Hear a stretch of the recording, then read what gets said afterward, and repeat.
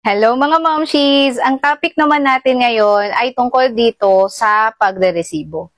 So, paano nga ba magresibo ang isang online seller? VAT type ka ba or non-VAT? Kasi kapag VAT type ka, regardless of the amount, lahat po ng orders ay nire-resibuhan.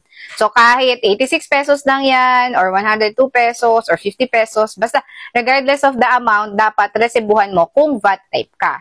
Kapag non-VAT ka naman, mga momshies, yun, doon papasok yung 500 pesos pataas. Kapag 500 pesos pataas ang order ng customer, ay dapat resibuhan mo. Tapos, yung mga orders naman na hindi umabot ng 500 ay pwede mong pagsama-samahin sa isang resibo.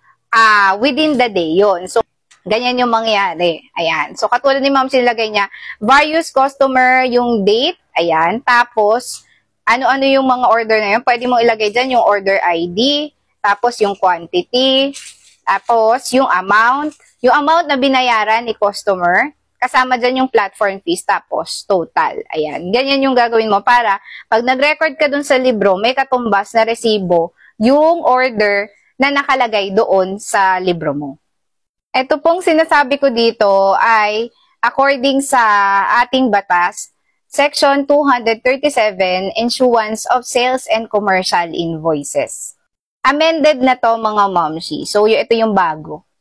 Nasa sa inyo na mga momshies kung susundin nyo yung mga sinabi natin dito or gagayahin nyo yung gantong style.